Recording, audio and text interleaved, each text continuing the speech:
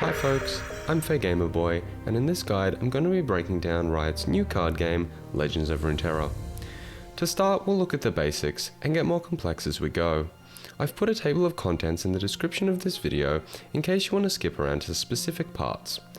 Remember to like the video and subscribe to show your support if you enjoy this guide, and follow me on Twitch if you'd like to see more of my regular content. Thank you, and let's get started. Claim what is ours. Welcome to Runeterra. This is a game where you and your opponent will play cards representing units, cards with rounded rectangular borders that embody people or creatures who will do your bidding, and spells, cards with more complex borders that represent magics like bolts of energy or devastating tidal waves of lost souls that destroy everything in their wake. The game is a cascading duel between two players to reduce the other's life, referred to as Nexus health or just Nexus, down to 0. Nexus health is one of the 4 resources you must manage in this game, and it is the most important. You will start with 20 Nexus health, and whoever runs out first loses the game. One of the tools to help you understand the game is the log, which will show all past actions that have taken place in this game. It is valuable for reviewing the history of cards that have been played. Another tool that you have at your disposal is the Oracle's Eye, which is extremely helpful for new players and understanding complex interactions. When moused over, it will display the results of an action as the board currently stands. I'm on a roll! At the start of the game, you and your opponent will draw 4 cards from your respective deck. This is your hand, and it shows the spells and units that you have available to you.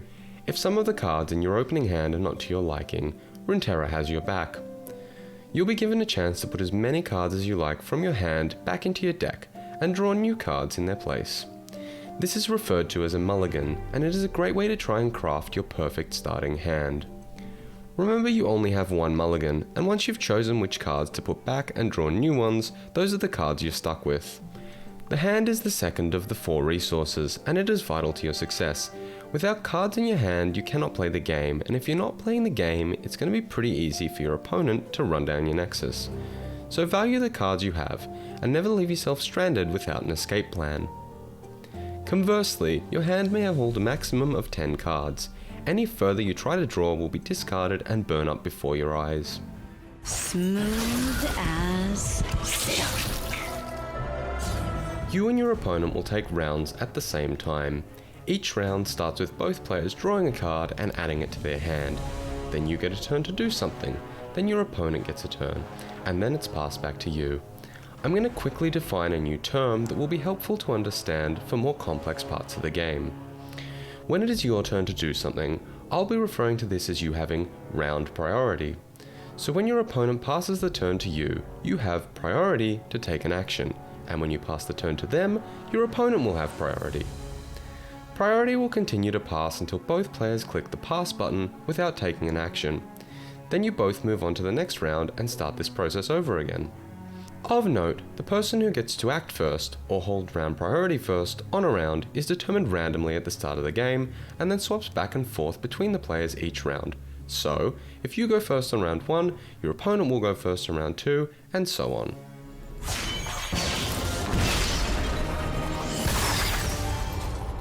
Each round, you and your opponent will gain an additional mana gem and refill your pre-existing gems with mana. This is represented on the bar below your pass button. You may have a maximum of 10 mana gems. Mana is the 3rd resource at your disposal. It allows you to play units and spells from your hand. You do this by paying their mana cost, shown in the blue bubble in the top left corner of the card. Any mana which is not used by the end of a round gets converted into spell mana. You can only have a maximum of 3 spell mana at a time, but unlike regular mana, it is not wasted if you do not spend it. Instead, it persists till the end of the game or until you use it. Spell mana can only be used for spells, and spells will prioritize using spell mana over normal mana.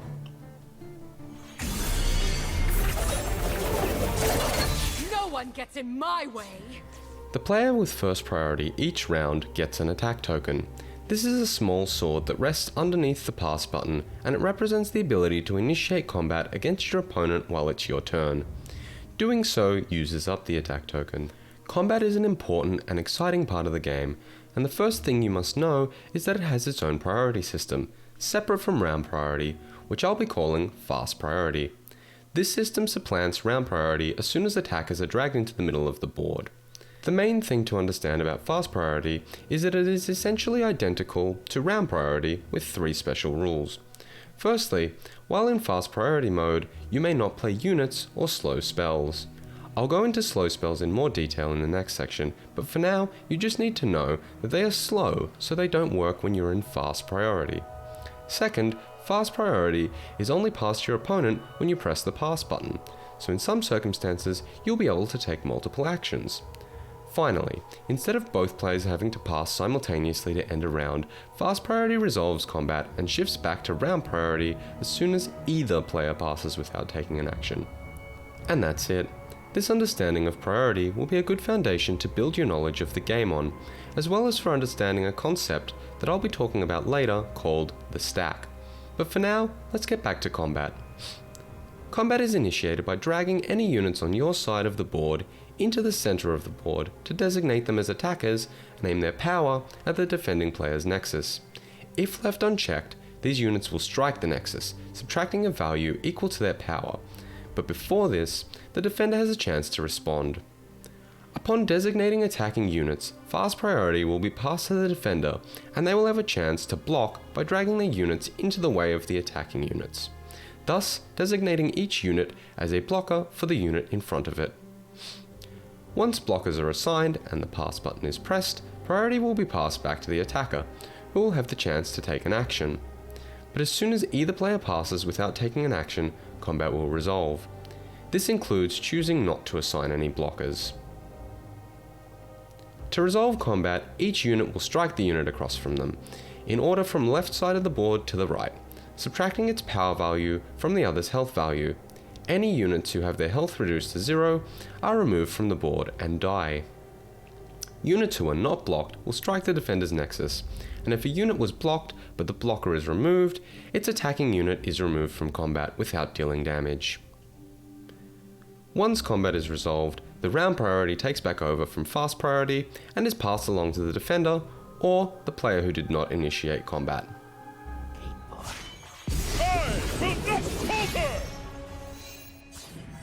The final resource you must manage is board state, or just board. Simply put, this is the quantity and quality of the units on your board. It is important because without units, we cannot defend ourselves from our opponent, and our Nexus will be ripe for the picking. The way we interact with the board is by playing spells or units from our hand. Let me explain the card types. Units come in 2 flavors, followers and champions. Followers represent normal units with a neutral border who will fill out your deck, while champions are special units designated by their gold border. They are powerful and normally influence a deck's theme. Both kinds of units have the same basic card format. They have a mana cost in their top left corner. In the lower half of the card, you have keywords and effects. Effects are special things that the card does while being played, and a keyword is just an effect that has been shortened to one word, because the same effect occurs across multiple cards, and it's easier to shorten it than to type the full text each time. These are relatively easy to memorize, but I'll save the full explanation till the end of this tutorial, as most of them require more information to understand. Below the effect, you have the unit's power and health, which we touched on during my combat explanation. In the top middle of the card will be its unit type. This doesn't have a direct effect on the game, but it is sometimes referenced by card effects. And taking up the majority of the card, we have its art and name. These elements are mainly for flavor and style, but sometimes the name of a card will be important, as it can also be referenced by card effects. In the center bottom of the card are the unit's region, which is the Runeterra faction that it belongs to, and rarity, which dictates how hard a card is to add to your collection, and holds next to no bearing on the game as it unfolds. Both of these elements introduce constraints for deck building. A deck may only hold cards from up to 2 regions, and 6 cards of the champion rarity. They don't know what they're up against! Champion cards have a special extra box between their effect and their region, the level up condition. Leveling up is a special mechanic that only champions have. Think of it as a quest you must complete to turn a champion into their true, more powerful form. Right-clicking a card will show you its related cards, like its leveled up form and cards referenced in its effect text. Worth noting is the little eye icon that allows you to see a card's full art. This is purely for flavor, but it is an incredibly well-polished part of the game, and it is definitely worth taking a look at. An important thing to note when using a champion card is that if you have multiple copies of it in your hand and you play one of them, the others will change into a signature spell. This is to prevent multiple copies of the same champion from being on the board at the same time. There are ways around this restriction by placing a second champion onto the board through another method rather than playing it from your hand. Pushing my limits! Spells are cards which have an effect upon being played and then disappear. Spell cards share many similar elements to a unit, including their mana cost, art, name, effect, region, and rarity, but spells also hold an extra element, their speed. Spell speed comes in 3 flavors which define when they may be played. Slow spells, best identified by their heavier borders and the slow keyword in their effect text and under their mana cost. These spells take a turn to cast and can only be played when you have round priority, but not while you have fast priority. Fast spells have a medium border and the fast keyword. These spells can be fired off at the same speed or more quickly than slow spells, and also whenever you have fast priority, such as during combat or while using the stack. The stack is the list of spells and effects that line up in the middle of the screen. They are stacked, like pancakes, on top of each other. The stack, similar to combat, also uses fast priority. It only allows you to play spells of fast speed or quicker, and it only gets passed to the other player when you click the pass button. The stack can grow quite large, as long as you and your opponent have the cards and mana to keep adding to it. Once a player passes without adding to it, the stack resolves, which causes all spells and effects in it to go off in the opposite order to which they were played. Using the pancake analogy, the pancakes are stacked up and then resolved by being taken off and eaten one at a time. If the target of a spell or effect on the stack is removed by a different effect that goes off first, the latter effect fizzles, and does not have any effect on the game. Once the stack is resolved, round priority takes over again, and is passed away from the player who started the stack with their turn. The stack can be quite complex to fully grasp, but with the information I've just provided, you should have the basics to mess around and learn the finer details. Our final spell speed is burst, denoted by their thin borders and the burst keyword. These spells go off instantly, immediately resolving their effects without going on the stack or passing priority. Burst spells will still count as an action, so playing a burst spell and passing will not count as passing for the purposes of ending a round or resolving combat or a stack. Behold my glory! The last thing to be aware of when using the stack are skills. Skills are unit effects which are placed on the stack instead of resolving normally. Skills are indicated by a special icon in a unit's effect text, and are displayed as a spell card if you right-click a unit to see its related cards. Knowing that your unit may give an opponent the chance to respond with fast priority is important and can heavily influence the way you play a round, so keep the skill icon in mind whenever you see it.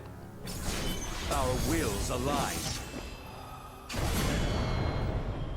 Finally, we'll look at keywords. These are the shortened effects I mentioned earlier, and I think the easiest way of explaining them will just be to go through all of them. So, in no particular order, we have ephemeral. These units are like ghosts. They die if they strike or if the round ends. Last breath. These effects occur in the unit's last breath as they die. Drain. These effects drain any damage that they do and add that amount to your Nexus health. Challenger. These units can challenge an opponent's unit when they attack, designating it as their own blocker. Plus X minus X. Add or subtract X from a unit's power if it's the first number, or health if it's the second number. Frostbite. The unit is frozen and its power is sapped down to 0. It can still attack and block, but it will not do any damage nor trigger any strike effects. Tough. This unit shrugs off weaker hits. Any damage dealt to it is reduced by 1. Elusive. These units are hard to keep track of. They can only be blocked by other elusive units. Barrier. A powerful force field that negates the next damage a unit would take and then fizzles out. It only lasts until the end of the round. Stun. A unit is disoriented. If it was in combat, it is returned to its owner's side of the board and it cannot attack or block for the rest of the round. Heal. Return an amount to the health of the target of this spell or effect. Deal. Reduce an amount of health from the target of this spell or effect. Play. This effect occurs when a unit is put onto the board from your hand. Can't block. This one is self-explanatory. A unit can't block. Attack. This effect occurs as soon as a unit is confirmed as an attacker. Skill. This is an effect which is placed on the stack instead of instantly resolving. Grant. This effect will bestow a unit with a buff or debuff permanently. Give. This effect will bestow a unit with a buff or debuff until the end of the round. Plant and Trap. These are keywords specific to the Poison Puffcap card. Effects will plant mushrooms on random cards in a player's deck, setting them as traps. When a card that has a mushroom on it is drawn, it deals 1 damage to the player who drew it, or more than 1 damage if multiple mushrooms are on the same card. Quick Attack. These units strike quickly.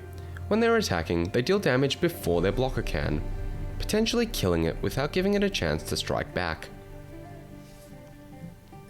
Fearsome. These units are scary enough to keep all but the most powerful units away. They cannot be blocked by units with less than 3 power. Recall. This effect returns the target unit to hand and removes any effects or damage applied to it. Nexus Strike. These effects occur when a unit strikes the enemy Nexus. Overwhelm. These units have power so great it tramples past the blockers in front of them, dealing the excess damage to their opponent's Nexus.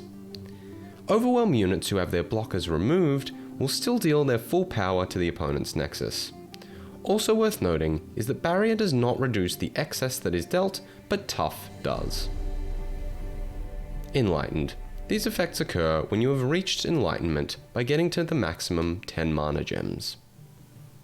Strike. These effects occur when a unit strikes anything. Support. These units can buff the unit to their right while attacking. Lifesteal.